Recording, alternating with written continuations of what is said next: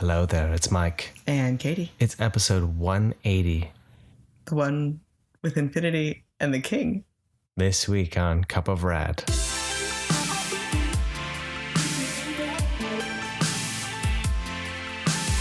Hi, everyone. How's it going? Sorry, I stuttered. Don't apologize. Don't let them know that you made a mistake. I know, I can't help it. And as soon as I said it, I was like, why do I do that? We could have just... I could have just went on, but I'm like... Huh. Weird. Do you want me to do it? No, it's too late now. We've gone too far. Too far? It's too far into it. It's just... It would make too much weirdness happen. That's why you love us, because we're weird and quirky. Sure. I dig it. You know what's really exciting? I haven't been able to talk about it, but Super 7 finally announced the Toxic Crusaders wave. Yeah, we didn't talk about it. It's been that long. Oh, wow. Yeah. Yeah. I know. I think it's just you've been talking and hoping and wishing and shooting out positive vibes about this for so long that I forgot that it's actually real now. Yeah. Yeah, they're actually bringing out Toxic Crusaders. It's a mini wave of 3 figures. I did pre-order them already, so I guess I should remember that I did that. It's a year from now, so we'll see when Katie forgets. But it's a redo of Toxie, which has my up and downs. But my big thing is that it's cartoon colors now. Yeah. And it comes with... a different, like a new head and extra hands. The one I have is pretty basic. And the head that it comes with actually looks like the unproduced Wave 2 Playmates Toxie head. So I think that's super cool. So he's got a big goofy grin. Yeah, that one's really cool. Yeah. So that's really exciting. But the two that are even more exciting is that we're going to get Junkyard, the mutated dog, that lived in the junkyard, which looks really amazing. And then we're getting our first bad guy, the Radiation Ranger. I was just gonna ask. I couldn't remember who was the villain in. Yeah, so it's just like the foot soldier. Oh, okay. Oh, yeah. You said. Yeah, that's what they are. They're the foot soldiers. Is there many? Were there multiples of these Rangers? The Radiation Rangers? Yeah. Yeah. Oh, yeah. Yeah. Okay. So they really legit foot soldiers. Oh, okay. Yeah. Okay. Yeah. So like you know, if you want to do it right, you get like 6 of them. Right. So are they going? I wonder, are they going to bring out like the bad guy then? This is not just the army builder, or this is the test wave, where they're saying that this is kind of to see how pre-orders go, if there's interest for other Toxic Crusaders. Sorry, I've lost. I'm wondering if there was actually lightning outside and thunder. There's supposed to be a thunderstorm. Yeah. There you go, right there. Oh, there is thunder. Yeah. How exciting. And the lightning? No, that's just a motorcycle. There was lightning and thunder. Sorry, I apologize. Man, we have a really crappy podcast and we get distracted by a motorcycle. We need a soundproof booth, dude. Sorry, continue.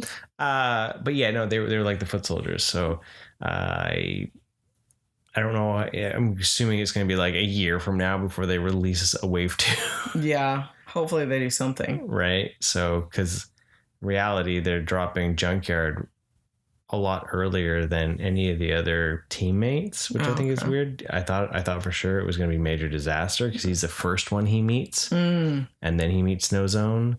And so instead of going in the order of they're kind of going out of order, but Dr. Kilimoff is the main bad guy, right? Oh, what a name! He's got I want to see how that's going to go because he had 4 arms. Oh, okay. Right? Like was he a moth? Or just kill him off? Kill him off. I know, I get that. He wasn't a moth. He was an alien from another planet. Oh, okay, he's an alien. Yeah. I know, I was thinking like it wasn't like extra legs, like insect wise, right? That's what he always had like a respirator on with like his red face and even in his suit jacket. Huh. Kind of sounded like he just sounded like a businessman. And then there's Bonehead is like his one of the main henchmen, and he kind of sounded like a caricature of like Travolta. That really high, come on guys. Oh, well, that was a very common voice in general for that era. So it's like every cartoon had a guy that sounded like that, it seemed like. Yeah. So they were generally bad guys. True. So. True. I was just realizing that the Thundercats is coming to a close for me because I just want my core team and my core bad guys and Vulture Man sitting in your pile of loot. Oh, she's in the pile of loot? Oh no, she's not. I apologize. I apologize. I got all excited.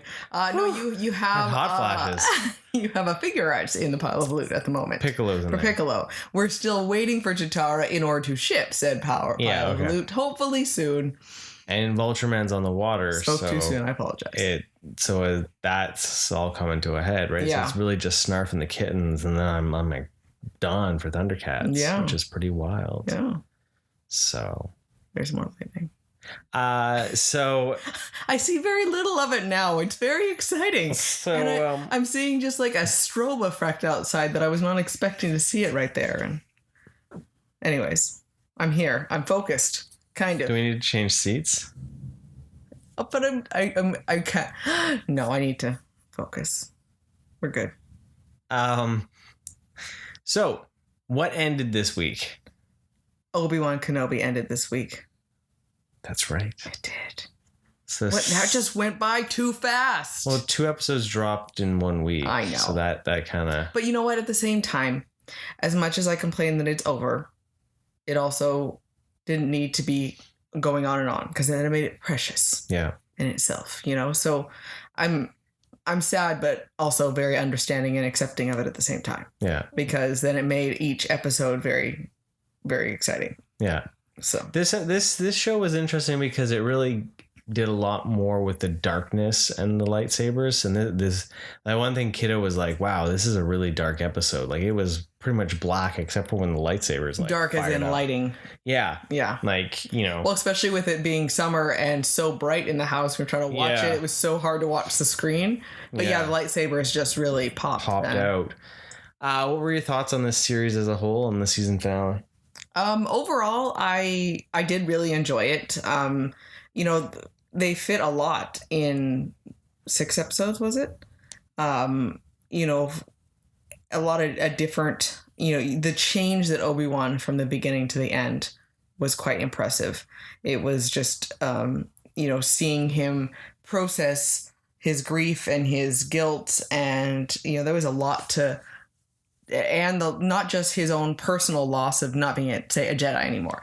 And then failing, Anakin, and also losing the entire Jedi Order and his family. Like there was a lot of things that he was dealing with, right? And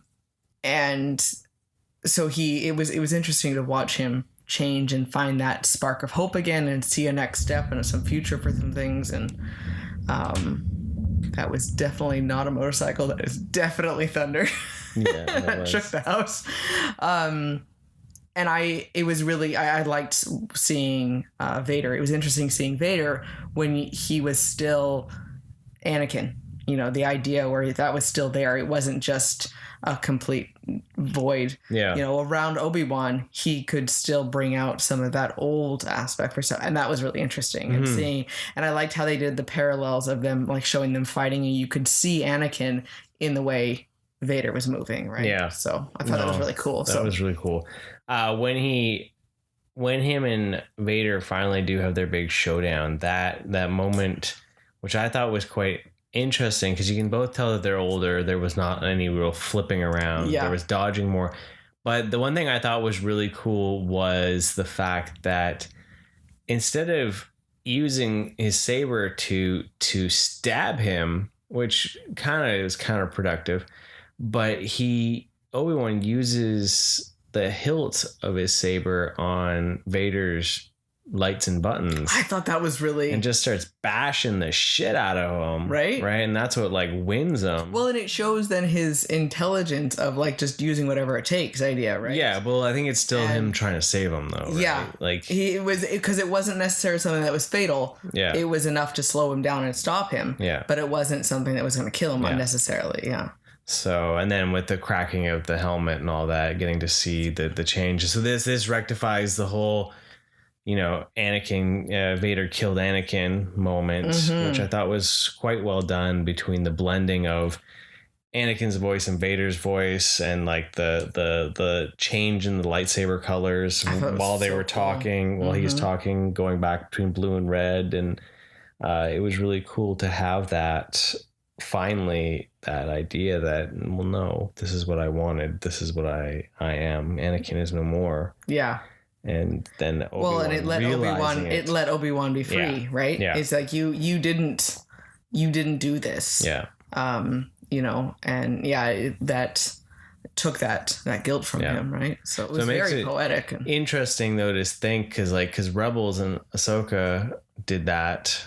St. Cractus, that's when she finally realized Anakin was gone too, back in Rebels. And he was more like yellow-eyed in the cartoon and all that when she cracks his helmet open. Yeah. Right? So he's got to have like a ton of helmets apparently. Yeah. Just kicking around. Ever thought about redesigning that, dude? Obviously it's not working for you. Right? So at least he didn't just try to like patch fix it or something. Yeah. He just got a new one. Yeah, exactly. So, but no, I really enjoyed this series. I thought it was pretty good. You know, I don't necessarily need a second season. No, I know it's changed on Disney Plus from series finale to change it to season finale. Oh, they did? And I know Ewan McGregor says he'd love to tell some more. So as long as they have viable stories that I think really, you know, I hope they don't. Yeah, they I think it would be kind of cool if they could have something that then wasn't going to really depend on any other like connecting points, legacy right? Stuff. You know, yeah, exactly. The legacy aspect of it. It was just like off on his own little Another exploration, adventure. And it doesn't impact any of our known characters. Yeah. Because I think it'll start becoming potentially too convoluted. It'd be one thing if he heard about and you could have name drops of things or hear about what's going on. That's one thing, but they left it such a nice, tidy situation that you have that feeling of, okay, this is why Leia would have reached out to him. Yeah. You know, you can see that bond and that trust that she would have had for him to take care of something important, and the stepping back away, and Owen really that relationship change between him and Owen, but also the acknowledgement of Luke, and then, you know, Obi-Wan understanding that Owen really is there to look out for him. He really does care. He's treating him like a son. And so you have all that tied up. Yeah. So something else fun. I mean, I'm all for seeing Ewan McGregor as Obi-Wan again, and especially with confidence and not mopiness and not depression. Yeah. You know, because he could find a different way to help people, I'm sure. So yeah, but I think I don't really need it. But. Yeah, it's gonna be a weird balance if they do one, just because of, you know, making sure that they don't get too overzealous and cause any convolution, right? Yeah. So, but I would gladly see McGregor Obi-Wan again, you know, especially more lightsaber battles. Like, more lightsabers, the better. So. Right. So usually we'll talk about the first couple episodes, but and then wait till the end to talk about it. That's usually been our jam. But the boys' latest episode was called Herogasm. What a name. And it details the 70th annual Herogasm, where it's just a giant hero orgy. Yep. So this season has been top notch. Oh, it's been so good. I've been loving every moment of it.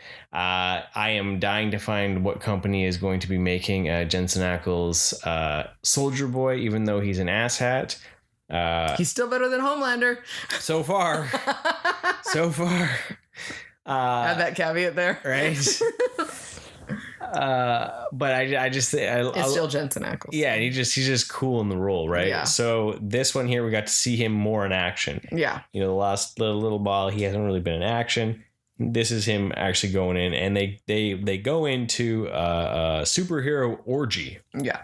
It's just a cavalcade of. Well, they walk in like spurts too. You know, you had Starlight show up, and then MM, and MM gets a face full of something. So much fluid on him. Yeah, it's so gross. Right? It's like, so gross. That was like an elephant hit him. Yeah. No, more than I don't even know what it was. That was just like a bucket of semen thrown in his face.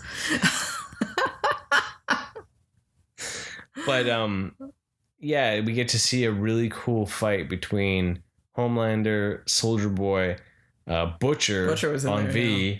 And that was pretty awesome. Huey shows up on V. And that was a great fight. I was so mad at the end.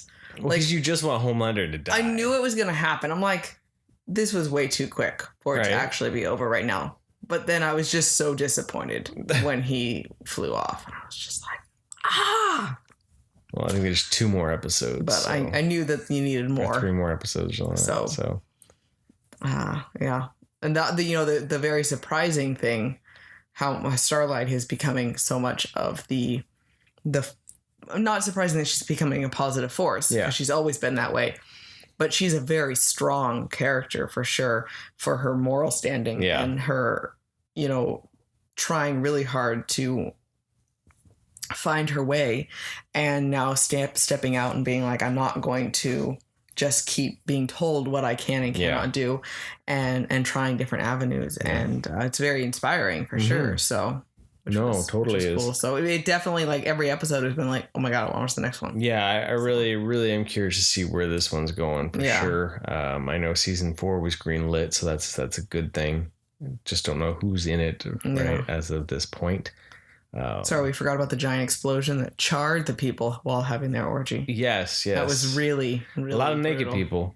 A lot of charred naked people. So, yeah, there was some violence in the episode that was pretty intense too. We get to see the full force of A-Train. That was brutal. That was my most squeamish part of the whole episode. Yeah. Well, that was the most violent out of everything, because everything else was just kind of like there. Well, because how... we've already had the idea of how much he could cause damage just by running through. I mean, the idea of that velocity is insane to think about. But that was a whole nother level if you didn't think about him just dragging someone, right? And so far over. It wasn't just an accidental, it was an intentional murder, really, of him, right? Take that, Flash. I know, right? It was interesting to see A-Train talking to... when Huey confronted him, that was the most sincere. You could tell he was not having his sarcasm and his bravado and everything, because it was such a marked difference. He did such a good job of acting in that moment that it was no, dude, this is a terrible feeling, and I'm so sorry. And Huey was just so shocked by it. And you feel bad for him, and you wish, you don't want anyone to die for it, but I'm glad that he realized what it would feel like. So it almost, like, I could have cared less about him. He was just kind of a slum guy, but then when he finally realized this and then he dies, I was like, well, now I feel sad, because now he could have possibly done something, but there's a little too much of, well, you had enough karma on your ledger there that you just couldn't make up for it. Well, we assume he's dead. Well, we assume he's dead. Yeah, you're right. He might come back a cyborg. He might. I don't know. There's not really anyone who really wants to save him, I don't think, but you never know. You never know. So it was a lot happening in one episode. Yeah, that episode was chock full of story, and which I think that's one thing is, so far that show doesn't really feel like it's got a lot of filler. Yeah. Right. It's just like episode after episode is building. And I think that is the bonus of having short seasons, where you don't ever feel like, oh, this is just in here because they needed to waste time. Yeah. There's just every scene, everything they do has meaning and purpose and something going on. So yeah. And a show that came back that I feel the same way, at least for the first 2 episodes, is The Umbrella Academy. Yes, I'm sad that we haven't been able to get back to watch more. Right? Because we were like, we watch Umbrella Academy or what? Boy, we chose boys and then go back to it. But that's 2 episodes in, and holy crap, I can't believe how much has happened. Yeah, and I really like that show and the direction it's taken. So it's a lot of fun for sure. So I'm excited to continue. We have that, and then coming up this weekend, we got the part 2 of Stranger Things as well. Yeah, Stranger Things part 2 drops. So I'm very excited. Miss Marvel's there, but there's a lot of TV right now. Yeah, it's a good thing I have an extra day off on Friday. I'm just going to binge TV, apparently. That's what's happening. Canada Day binging. Sorry. Fair. Something. Fair. Last I heard, we were going to go see the Black Phone, but I guess. Oh, yes, that too. Yeah. I'm just going to go by myself tomorrow. Yeah. Yeah. Might have to. I'm not saying I don't want to go. I wasn't saying in lieu of movie. I was just looking forward to all the TV shows that we had, just trying to figure out the time. Right? It's weird. We're so dry for so long on TV and movies. Right? And then like everything just hit with vengeance. Yeah. Like it's just incredible to see the amount of stuff that's happening. Yeah. At least for the stuff that we're interested in. And there's bound to be stuff that other people are interested in that aren't happening too. Like it's just it's just wild. So much going on. So what we did see though in theaters, this is a late review. Be giving you time to go see it in theaters. A bulk of you hadn't gone and seen it, so this is your chance to listen to our review and then change your mindset and go see it because it's worth it. We went and saw the Lightyear movie. We did. The new Pixar. I know you were very excited about this. I was excited about it. Very excited. I mean, Buzz is one of your favorite characters. I absolutely love what Toy Story had done with Buzz because he was a cool space ranger, you know, and with the Toy Story movies and all that. I'm going to go right off the bat by saying I really enjoyed Chris Evans' take on Buzz Lightyear because this here is supposed to be the movie that the toy is based off of. Yes, right? So this is the 90s movie that inspired the toy, that inspired Toy Story and all that, and the idea, concept of it. So it's not the toy. It's not the toy Buzz. It's the original, the live action or whatever it is, Buzz Lightyear. Yeah. Right. So he's more straight laced. He's less humor filled. I'm not gonna lie, it just reminded me of a very Captain America vibe. Oh yeah, especially with Evans too. But he just plays that character so well. So, I liked it. I really enjoyed it. I got a kick out of it. It was a different take on it too. It wasn't the Buzz Lightyear that we've seen before. Yeah. It was a Buzz Lightyear that lacked confidence, as a Buzz Lightyear that didn't know how to work well with others. It was a Buzz that... I seem to recall that Buzz from Toy Story did not work well with others. But he had so much confidence. Yeah, but... So much confidence to the point where it's like, I don't need any of you fools, so... Because I got all of this. Yeah, so, I guess that's the one thing that carried over. But I'm okay with all of it because I liked how they fit it all in to see how... You know, what would they have pulled out to make a toy, honestly? Yeah. Every time I was watching it, I was like, well, what would the toy have been to come out of this? Yeah. You know, if I was a little kid watching this, what would I have expected the toy to be like? And I thought it was really awesome for that. Well, they did a great job of like piecing it all together, and they added in those lines that we saw in Toy Story. I loved every single one of them. Right. And pieced it all together because at the end of the day, when you look at something like that, you look at a product, they boil it down to whatever was the basis of it, right? And you know, it was a great film, stunning visuals. Oh yeah, it was beautiful. The when he's trying to get into hyper speed, the rainbow lightning like star prism movement, effect was just cinematically gorgeous. Yeah, like everything felt like it had a place too, like all the buttons, everything, like the level of detail in this movie was insane. Well, even like their outfits, the whole sets, everything like that, it was very rich environment. Yeah, there wasn't basic or boring or simple or anything. Like they really made an environment. Yeah. And they took a whole Christopher Nolan approach to Buzz Lightyear. Right? I like that description. Like that's the type of story that's told. So like there be spoilers ahead. So now's your chance. We've already said that you know we liked it. And I know we got one more movie to talk about, but like there'll be a span here of like, you know, so sometime. The one thing that was a little different was the fact that Zurg is Buzz Lightyear. Yeah, just jumping right to that one. Right. So that's why I said this is like a Christopher Nolan movie. Yeah. Right. Because it dealt with the idea that moving through time and space so fast, basically fractured time, and he's the future Buzz.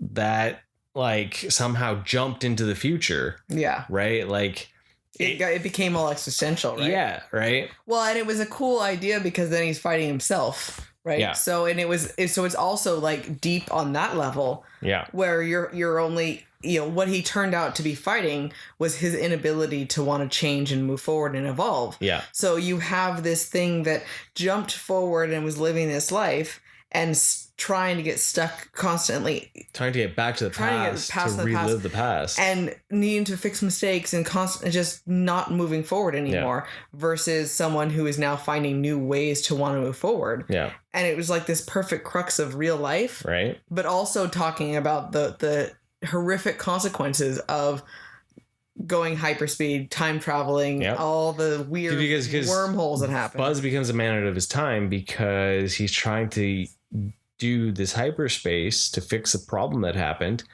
And for him, it's 4 minutes. For the world around him, it's 4 years. Yeah. And it keeps jumping and keeps jumping until it gets to the point where he achieves hyperspace and it's 20 something years. Yeah. Right. When he gets back. So like, yeah. So his basically his best friend in the commander unit then has, within his maybe couple days almost of tests and doing this over and over again, her whole life is gone now. Yeah. And she's had a grandchild. It's all past everything. Right.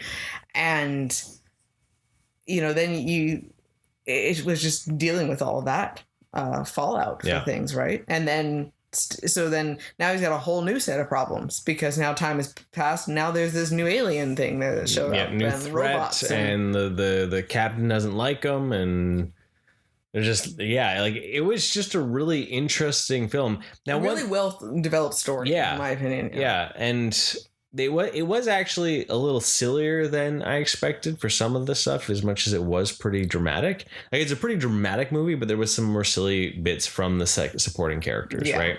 And of course, the socks, the robot cat, which was adorable and fantastic, added much needed humor to Buzz Lightyear. Because in the reality, at the end of it, you realize that Buzz was always the straight man to Woody's eccentricity. Yes. Right? He everything but in all of them, he's just the straight, there's and that's no why humor I think when, just on a little side note of a commentary for Toy Story, when he became the butt of the joke, you were very unhappy with that because he wasn't supposed to be like that. That felt like such a change of his character. And then what I dislike, because when you watch Toy Story, you realize how crazy Woody really is, and it's amusing. And it swaps it around and he becomes so serious and so focused and so mature, and Buzz just becomes this parody of himself. And as the series goes on. But so I think it shows then that root of what was reflected in Toy Story. This is really reflecting that back at it of what it would have been, right? Totally. So I think you shouldn't wait for it to show up at Disney Plus, even though it'll be there in like 2 months, I think they said. Still take the chance to go see it in theaters because I think it's worth seeing it on the big screen because it looked amazing on the big screen. Even if you decided to listen to all the spoilers and you hadn't seen it, it's still worth going and seeing. It was great. Like, I can't wait to rewatch it when it does hit Disney Plus because I'm excited to see it again. I think it's a great way to. It's the Buzz Lightyear. In my mind, like I want a sequel. I want to see a sequel because I want to see him. I want to see him in the shiny suit that they show him at the end. Yeah, because and find that confidence and that wanting to work with people. Yeah, and that be the space ranger. Again, yes, right. Find that again, right? So like that's what I wanted to. I love to see a sequel to this because this world that they're building. There's so much more to it. Yeah, and they can add so many more nods to other things that they've done because like at the end they. They're flying in the ship that looked like the box that Buzz Lightyear came in. It made me so excited. Right? Like stuff like that, especially that, or his lines that he used. And you could just, the little kid in me with the merch feel of seeing something like that. And it was such a weird concept of seeing it go backwards, right? But hearing those lines and it's just like, oh, he said the line. Well, no, that's weird because it's supposed to be the other way around. Yeah. You're like, oh yeah, the toy said that line. And realizing how much what Buzz would say in Toy Story was programmed stuff. Yeah. You know, when we think about them as if they were all free will, but so much of his stuff then would have been catchphrases, right? And in the box, and we have that teaser of Zurg and future issues, and well, see, what too is like, say take the idea of Toy Story 2. In Toy Story 2, when they go to the toy store, there's this new anti-gravity belt or something like that. They literally could have that in the second movie, even if it was a bit. Yeah. Right? To be like, well, then that was at that time, that was when the new movie hit, and suddenly there was a Buzz Lightyear with a new belt, right? Yeah. Like things like that. Like they could tie it. They could make the second movie, and the new things that had happened, right? So I really hope they get to do a second movie. I'm gonna go on a little soapbox, and I'm gonna just be like, if you're not seeing this movie because Tim Allen isn't voicing Buzz Lightyear, take the rose-colored nostalgia glasses off and take your thumb out of your ass. Whoa! And just. Whoa. Be okay with something different. How about this? Just a reminder. Most of the toys are not voiced by the actual actors from the movies. So think about it that way. Tim Allen's voice of the toy shouldn't be the one that was in the movie that inspired it. No, because so it makes sense. Chris Evans was like, I've never voiced a Captain America toy. Yeah. There's licensing that takes place that doesn't have actors do the voice. It's and just, also Tim Allen is how old? Yeah. And he's supposed to be playing a very young space commander of Buzz. We needed someone who had a younger sounding voice. Yeah. So, and I know Chris Evans is not a spring chicken, but he is still younger than Tim Allen. Yeah. So it's just that idea that like if that's your defining for it, I'm sorry, but you need to find some joy, because it's an exciting film, and Chris Evans' voice matches the character very well. Yeah, he did a wonderful job. So, I think that is a minor gripe. Yeah, that can be rectified from just taking a chance on something. My secondary soapbox moment is that those that are raging about the gay agenda in Lightyear also need to get off that horse, because guess what? There's been a hetero agenda for 2,000 years. Yeah. No, I'm getting tired of just being just nonchalant about shit. I feel that there's so many things happening in this world that are ridiculous, and there is no real agenda. It's just reflecting life. And there was so much on the internet. There was so much outrage over this moment in this film that's literally 2 seconds, and her other dialogue isn't really that harsh. And you didn't even see it. Kiddo didn't even see it, right?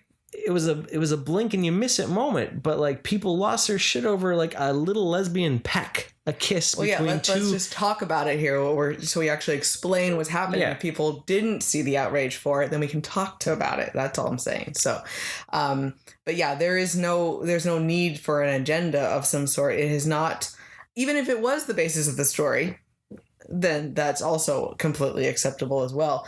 But it's sad to see that those two topics are what dominated so much of the news force for this movie so unfairly, and it so overshadowed how wonderful the film was, and how many people are going to lose out, and how many children are going to lose out on seeing something good, or people can't get past these issues now to enjoy something that they did when they were younger because of blown out of proportion insanity and people deciding that this wasn't good enough. And I'm so very happy that Chris Evans easily stood up and said, well, this is ridiculous. We shouldn't even be talking about this. It shouldn't even be a question. Because yes, as you said, I mean, it's so easily to say there's some sort of gay agenda, and it just sounds utterly ridiculous. But yeah, our normal that has always been there, and we would never have called it an agenda, is being pushed in other different ways. Why is it that it's okay for us to push a stereotypical mom and dad, and let's be honest, white environment for so much, and but that's not a large amount of the population. Well, see, like, so why is that not an agenda? Would they have just raged if it had been a stay-at-home dad? They would have, because it would have been a feminist agenda. Yeah. Right? And I think that's the thing, is like, you just see a strong... They're married for 40 years in this movie. Like, that's amazing. It was past 40 years. Well, and that's the thing, is that, like, because I remember when you were talking, I was like, how many people are really happily married for 40 years now? Yeah. Really? Like, so it's like... I don't know. There's an agenda right there. Right. I feel pressured.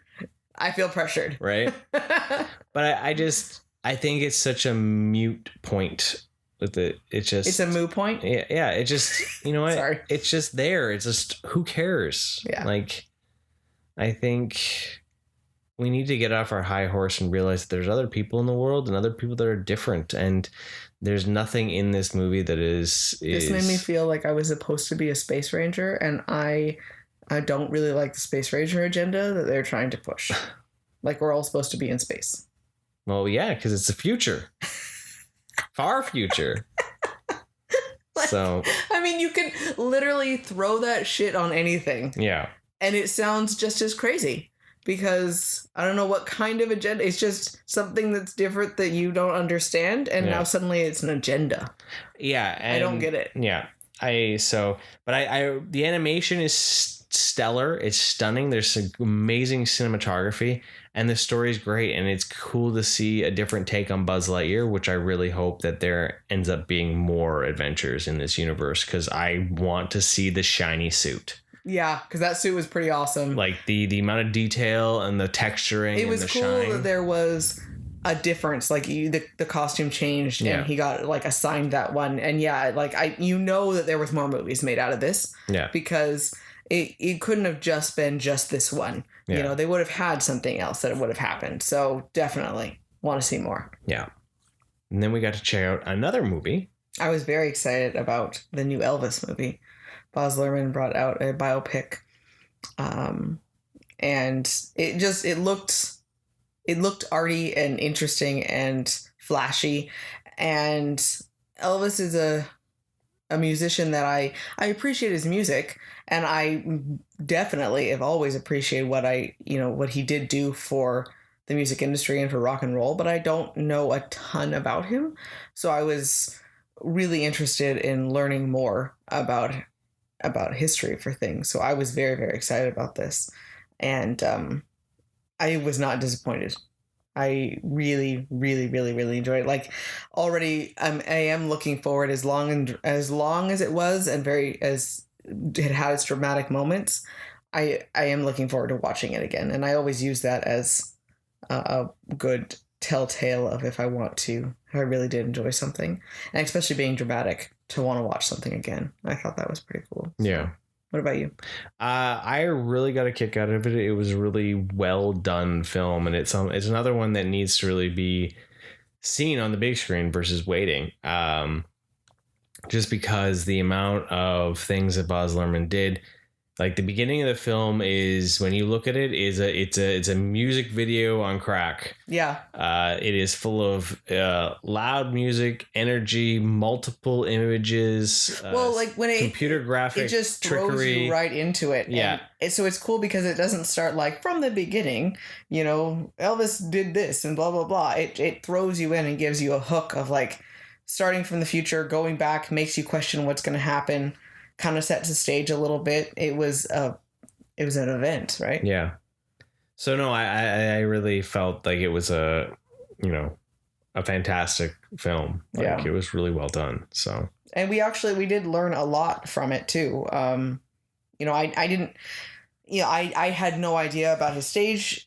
So Tom Hanks plays Colonel Tom Parker, who discovered him, and ended up managing him and his career actually all the way up until... Well, he was discovered prior. He promoted him and got him signed with RCA. Yeah. So he was discovered with a very tiny label that worked mainly with colored people. Yeah. So that was one of his biggest intrigues for him. So Parker was a circus promoter. Yeah. And so he saw it as, I need to act for my show.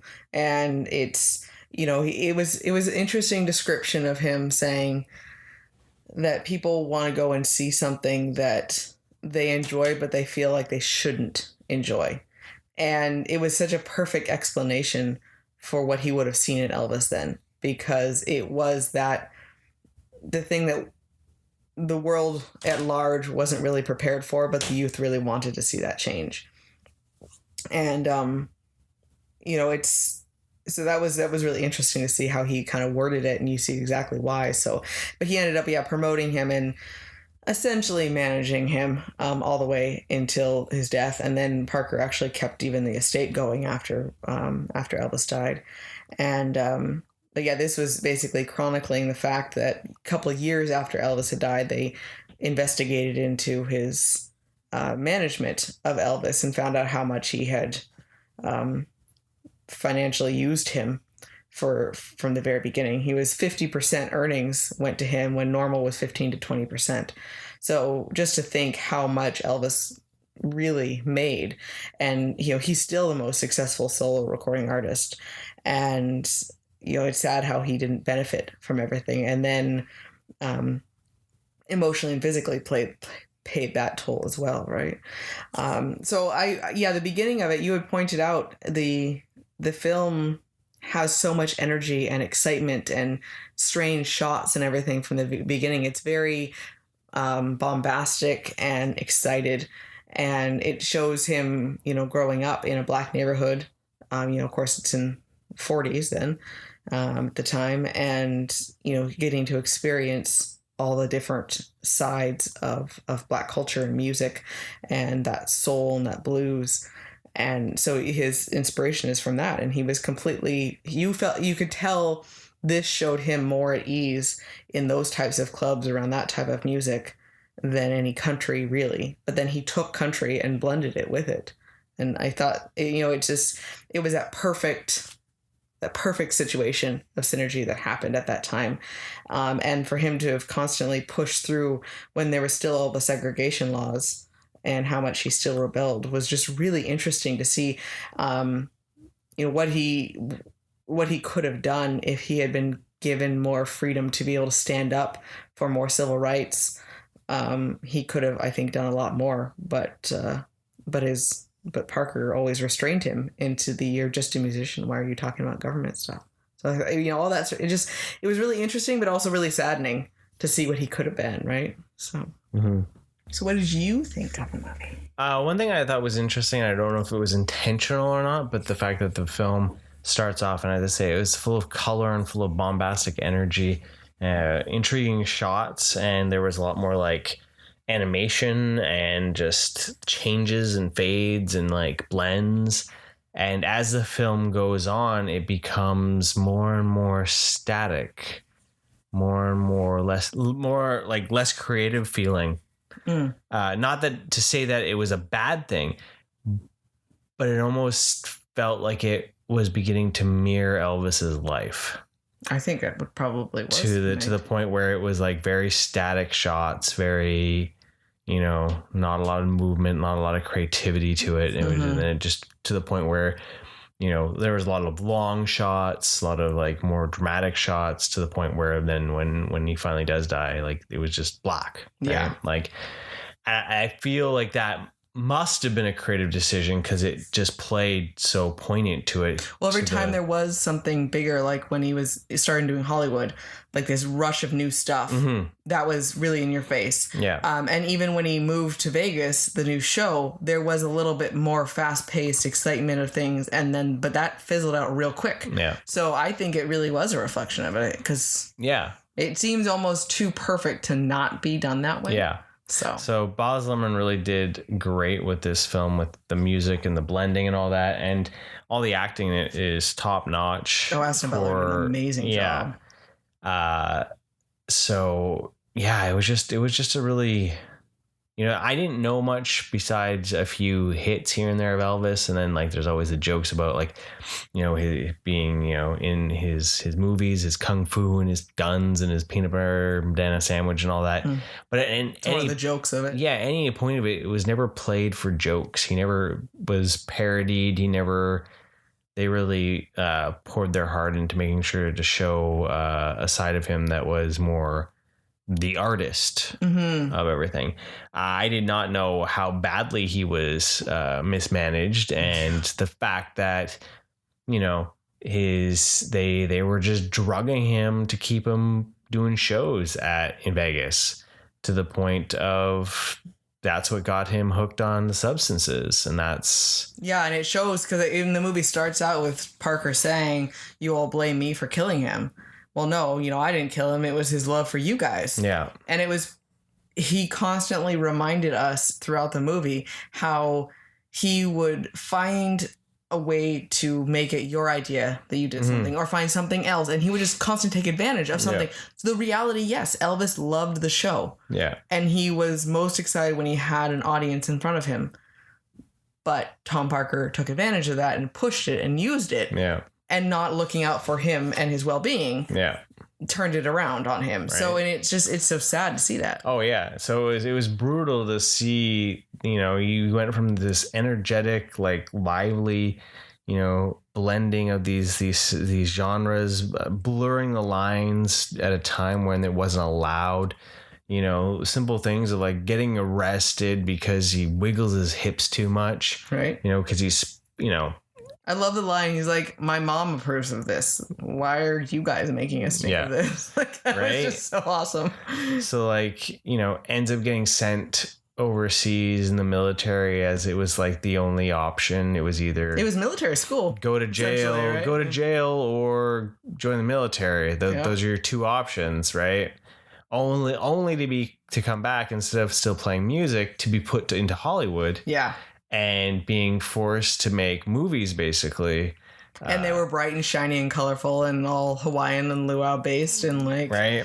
You know, and not what he wanted to do. He wanted to be a serious actor and be like a James Dean. And instead it was like, no, you're going to play your hits, and it was all the show. It was all this thing. You see how, you know, and when the civil rights stuff started happening too, they show that he wants to say something. And like you said, you know, he's told, no, you shouldn't. You're just a performer. You're just an entertainer. You don't have an opinion. Yeah. Right. So that just, that irks me. I hate that when people or the public tell someone who is a celebrity that they don't have a right to have something outspoken to them, and they're just an entertainer, and I don't want to hear about your point of view. They are given a point of reach that fame allows to speak to millions of people and have influence. And if you're going to pretend like famous people do not have influence over others in the world, you are living in a hole. And I'm not saying it's right that they would have, that someone can be highly influenced, because it can be used good and bad, but it is still a reality. Yeah. So, they also, as a human being, have every right to be able to say something.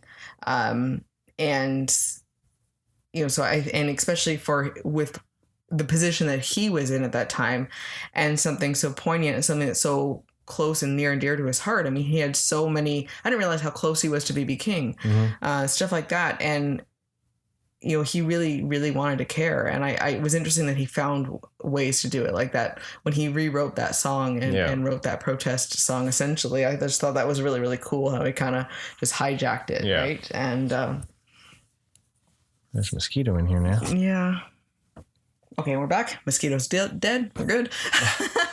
But just that idea, like it was an interesting film from start to finish. Like I was fully into it, and it was very exuberantly exciting. Yeah.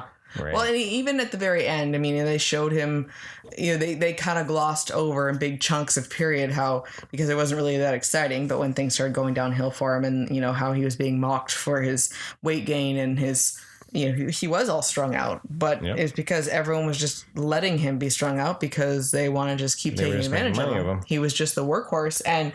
But they showed his last performance singing, and they actually had Austin Butler singing it, but then they did a great job of the makeup and everything. And then they switched over to his actual real performance, and you could tell the difference on mainly his nose, and he was a little bit bigger actually in real life. Yeah.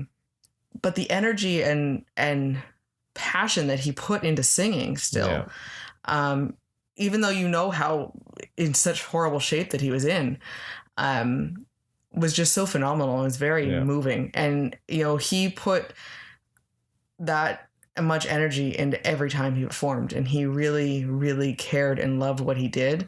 And you can tell, you know, what the way they described it at the beginning, it was, you know, he went to a gospel service, and it was the music in your soul feel. And I think that's what he lived and breathed. And this movie was just a giant show to show that was deep to his core, who he was. Yeah. And I think that's why his mom was so accepting of what he was doing, was because she saw it as music as a healing source for the family, and what can be really evil about it. Yeah. Right. So, and it shows then, you know, the evil that people saw was the racism coming out, and that's all it was. It wasn't the music, it was the racism. Yeah. So. No, it was a great movie. If you get a chance, definitely check it out. It's worth a view for sure. So. It's made us listen, or we will listen to Elvis music, of course, because we always listen to whatever was themed if we can.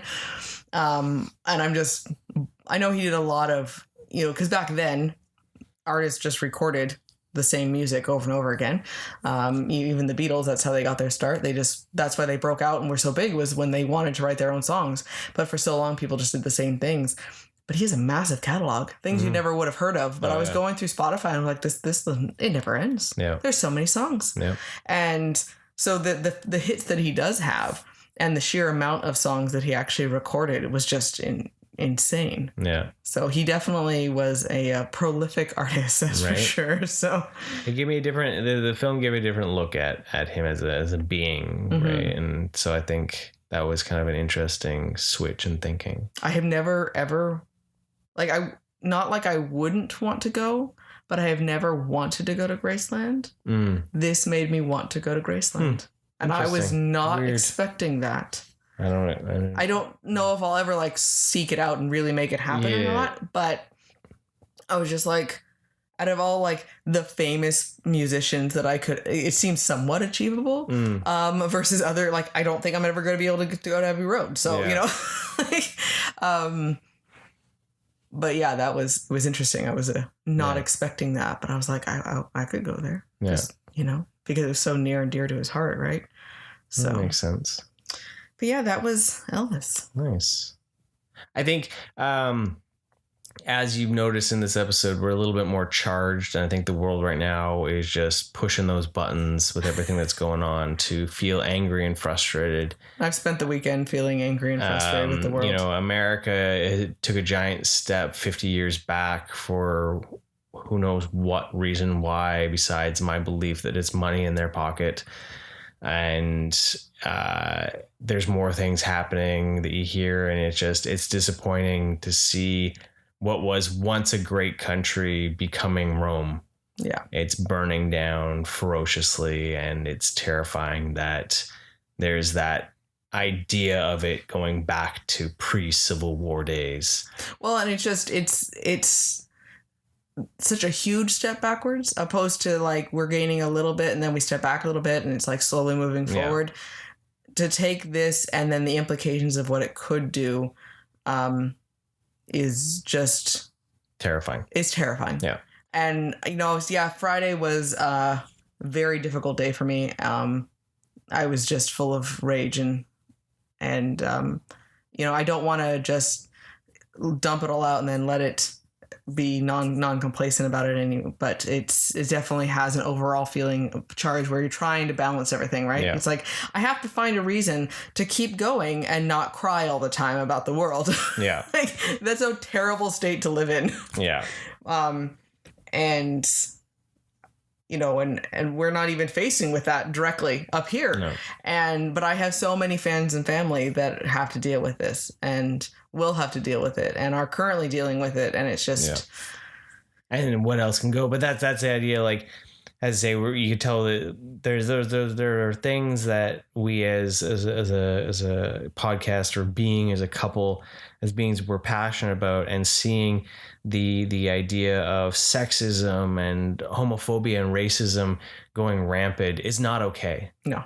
And that is when those things start getting pushed more, I feel Like you want to scream? Yeah. Yeah. And that's where I'm at, because so I do apologize for being enraged today on any point.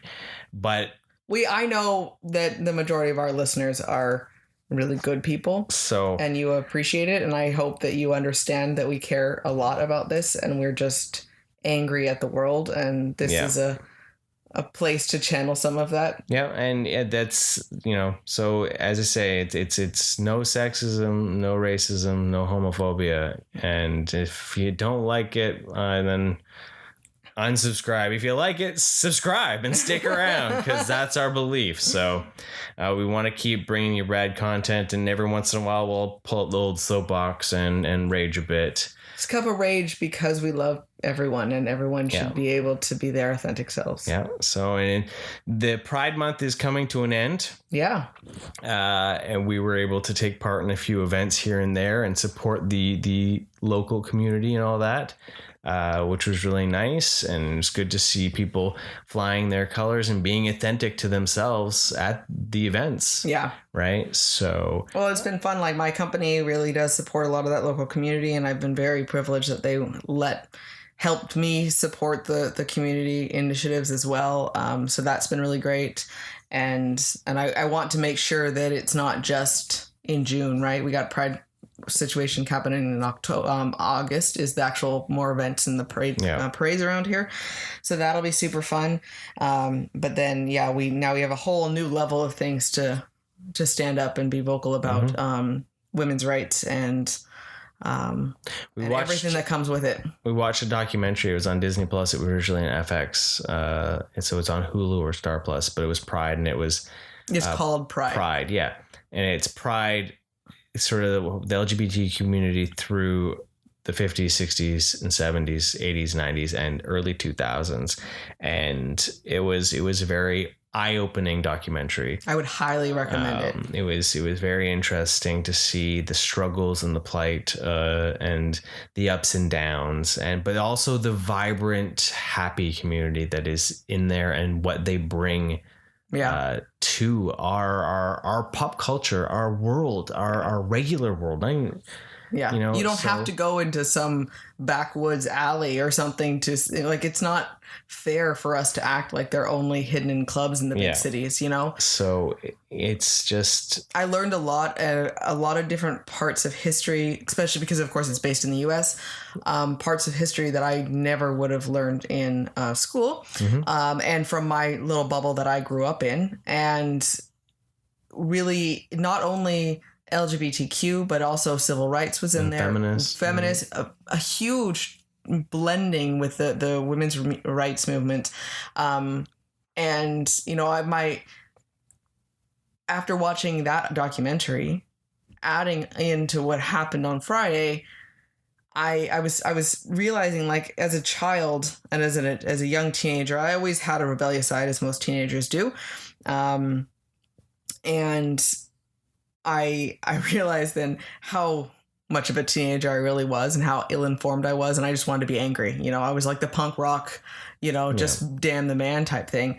But I never really liked the idea of feminist. I didn't like the idea of wanting to be with all the bitchy women that just yelled at everything, and they were crazy, and they were, protesting things and burning their bras, and I was just like, oh my God, this is way too much. Like, and now I get it.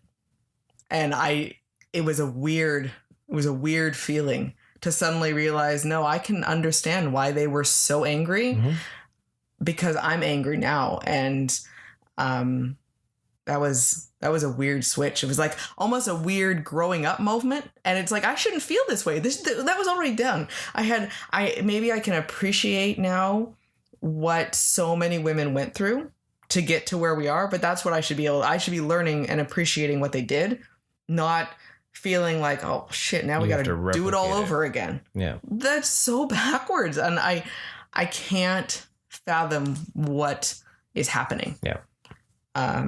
So we're going to end on that and remind everyone to love each other. Yep. Thanks for joining us, everyone. Have a wonderful day. And remember, stay rad.